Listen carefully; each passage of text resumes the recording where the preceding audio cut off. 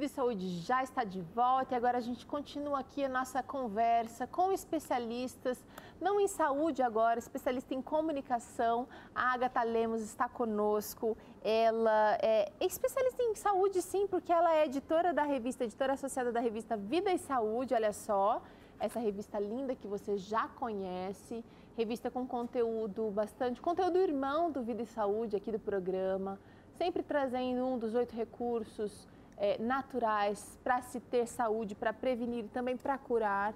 E a Agatha fez um estudo sobre a saúde e a comunicação, como a gente usa a comunicação para falar de saúde e descobriu muita coisa nesse meio de caminho aí, né, Agatha? Bem-vinda, viu? Obrigada, Terô, uma alegria estar com você aqui de novo.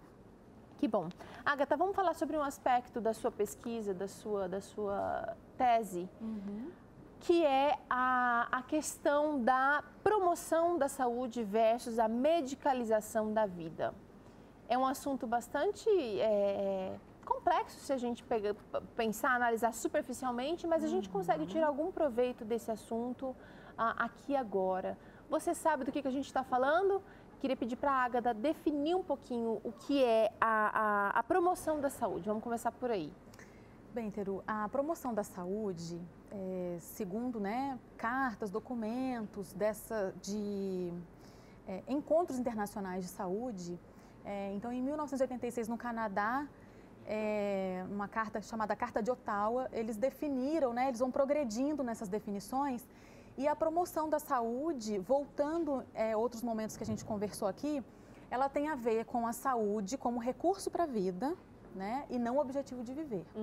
Mas a promoção da saúde, às vezes a gente acha que todo mundo que fala de saúde está fazendo promoção da saúde. Genericamente, sim, mas ela tem alguns pontos especiais. Por exemplo, a promoção da saúde ela tem muito a ver com a educação em saúde. Então, ela tem a ver com uma mudança que vai ocorrer no indivíduo, mas que também pode ser uma mudança comunitária, por exemplo. Certo. A promoção da saúde também, ela visa o diálogo entre mais de um setor. Então, ela não vai falar de saúde baseando-se apenas no campo da ciência. Ela busca outros setores também para dialogar a política, porque a política, as questões sociais, elas têm muito a ver... A comunidade, então, a cultura da comunidade, as questões sociais. Exatamente. Então, ela procura dialogar com outros saberes para construir essa educação em saúde. Vamos ver alguma outra coisa também da promoção da saúde. O fato dela considerar peculiaridades, contextos, diferenças sociais. Porque às vezes a gente fala de saúde achando que todo mundo vai entender, ou que todo mundo vai ter acesso àquilo que a gente está falando, mas não é a realidade. Então você tem, até saiu recentemente, um material bem interessante do Ministério da Saúde, ele está disponível em versão digital, gratuita.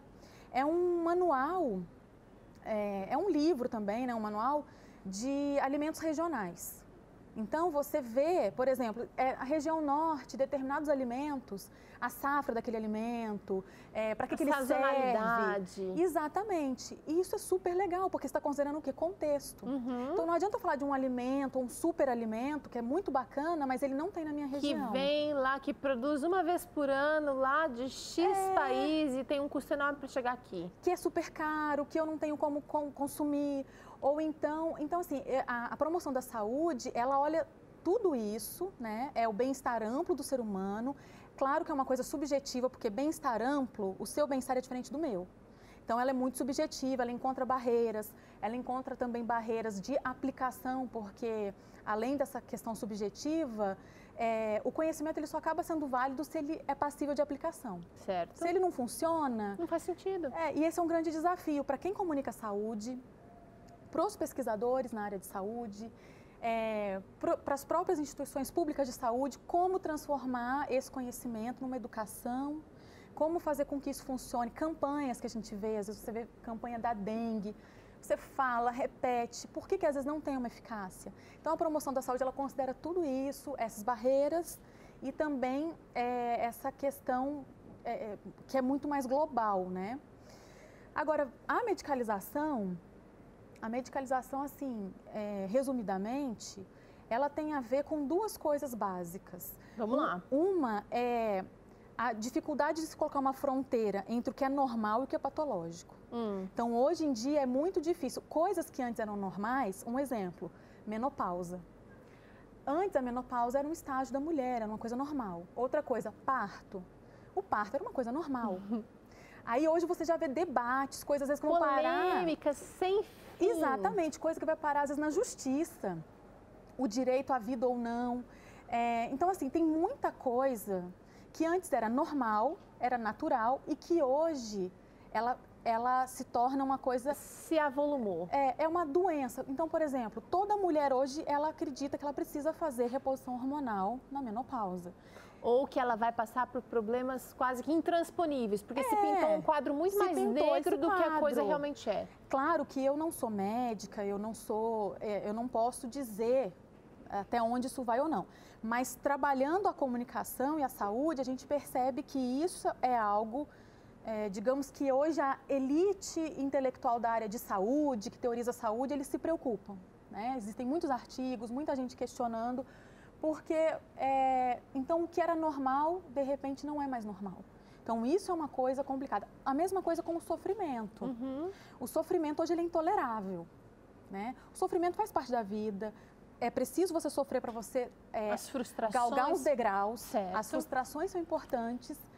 E hoje o sofrimento, ele é quase que algo assim, vamos erradicar, né? Alguns até médicos, neurologistas, psiquiatras, eles dizem que estão fazendo, um crime com a humanidade, porque o ser humano precisa passar pelo sofrimento. Então, antes, tem um grau de sofrimento que antes era normal. Hoje, qualquer pequeno sofrimento não é normal, vamos evitar isso com pílulas mágicas. Então, a medicalização ela tem a ver com isso, ela tem a ver também com a valorização muito de diagnóstico e sintoma, né? Ela tem a ver com a intervenção especialista e muito uma big science, né? A ciência é mais onipotente. A ciência, né, está acima do bem e do mal. Então, assim, já a promoção da saúde, ela também se ampara na ciência, claro, né? Ela precisa das pesquisas, mas ela quer dialogar com outros campos. E ela pensa mais na educação desse conhecimento. Vamos falar então agora de iniciativas que deram certo no campo da promoção da saúde. Vamos falar aqui no nível do Brasil. O que deu certo? O que você tem visto na prática, Ágata? É difícil a gente assim ver, no meu caso eu acabei estudando mais veículos impressos e a gente vê que ainda há uma limitação dessa exploração, né, da educação em saúde. Mas a gente vê iniciativas aí que têm apoio público. A gente consegue ver esses exemplos de promoção de saúde, como, por exemplo, você citou lá a disponibilização dessa cartilha, desse manual dos alimentos, sazonalidade, por região no Brasil, safra.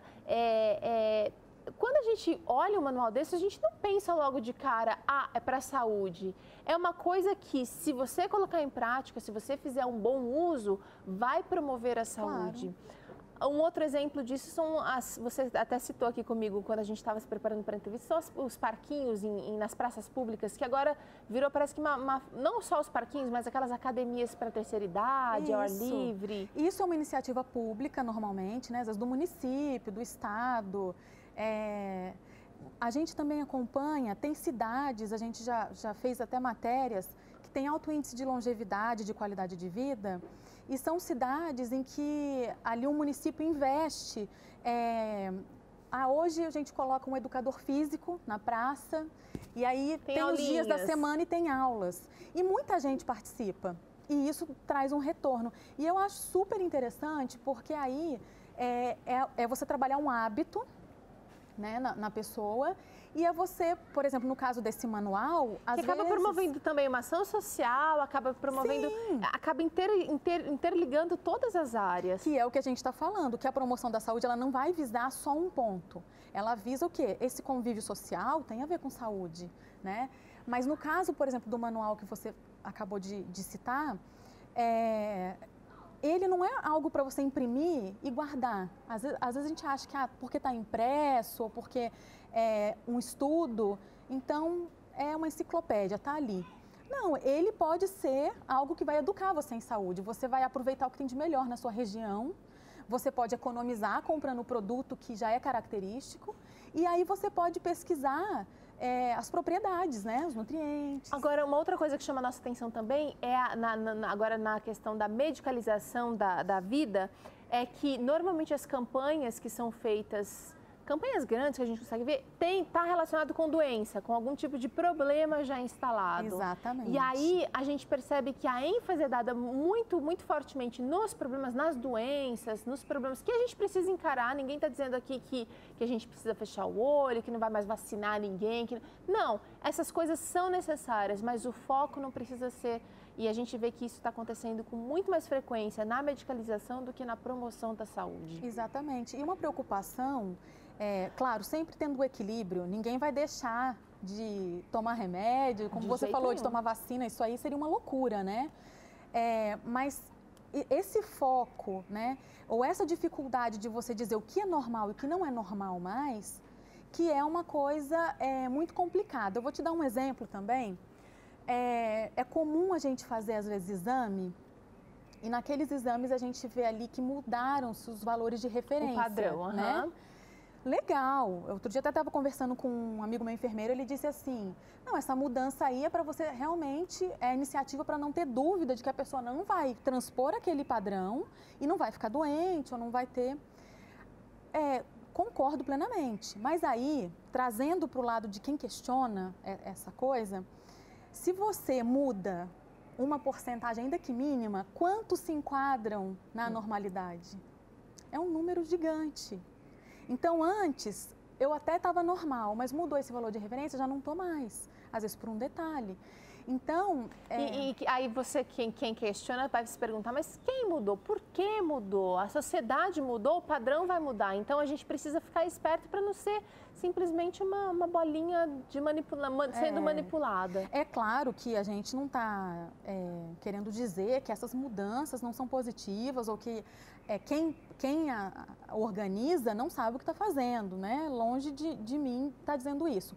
São coisas só mesmo para a gente pensar, sabe, Teru? A gente está aqui nesses dias conversando, são coisas para a gente pensar, são coisas que vieram na minha pesquisa e que a gente está dividindo, né? Tá certo. Também não é regra para ninguém, mas... É importante a gente entender e também parar para pensar um pouquinho, tá? A Agatha tá certa, a gente tem que parar para pensar no que a gente está fazendo, se faz sentido e no que está sendo colocado diante da gente também, se faz sentido. A gente sempre estimula aqui os nossos telespectadores a ler o rótulo, a tentar entender o que está escrito lá no valor nutricional, nos ingredientes. Então, a gente realmente precisa ser um consumidor, um indivíduo um pouquinho mais crítico e um pouquinho mais inquiridor da realidade da nossa volta. Agatha, obrigada pela participação aqui, viu? Eu que agradeço, Teru. A gente vai para um rápido intervalo, na volta tem receita aqui no Vida e Saúde. Não sai daí, não.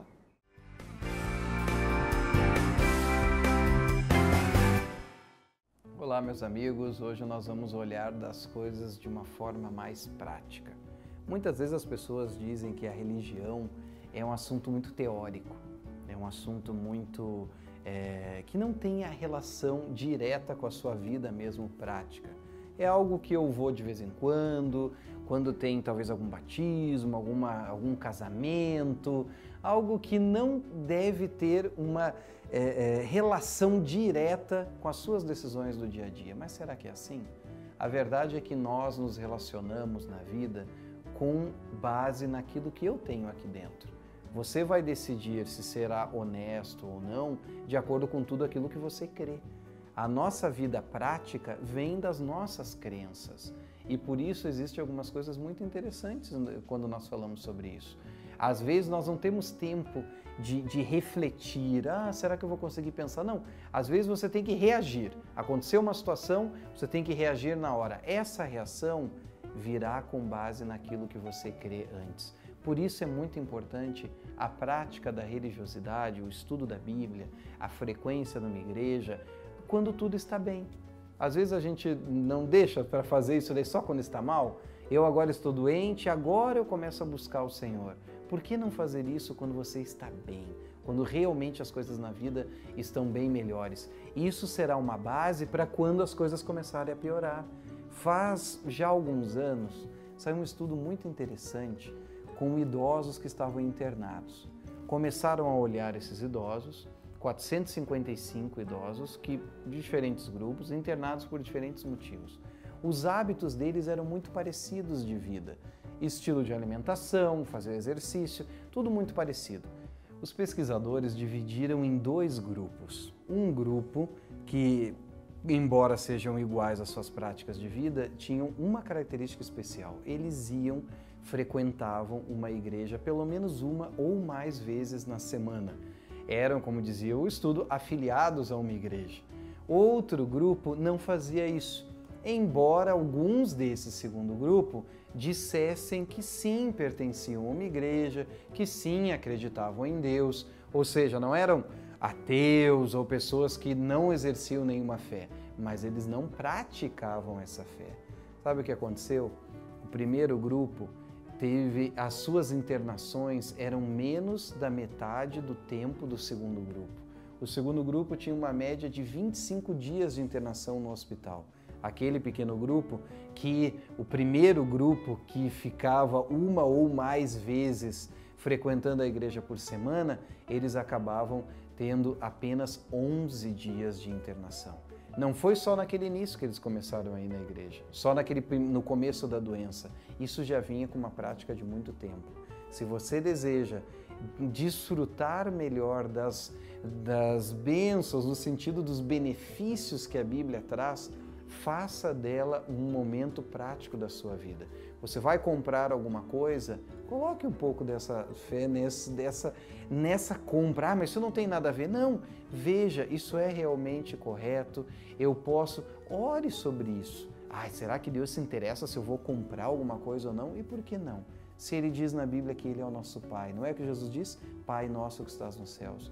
Pergunte primeiro, mantenha com a sua família uma prática saudável e diária do encontro familiar. Todo dia de manhã, leia um pouco um texto bíblico, faça uma oração, frequente uma igreja.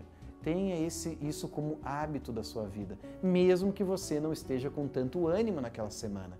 Essa semana eu não vou fazer, a outra semana eu vou. Às vezes tem benefícios mesmo quando eu não estou tão disposto naquele momento. Vá lá, receba o carinho, o abraço de amigos e aproveite, porque esses benefícios, eles não são só agora, eles vão nos preparando para enfrentar as reações de momentos piores que eu posso ter no futuro. Aproveite esses benefícios, eles são um presente do Papai do Céu para cada um de nós e um grande abraço, até a próxima semana.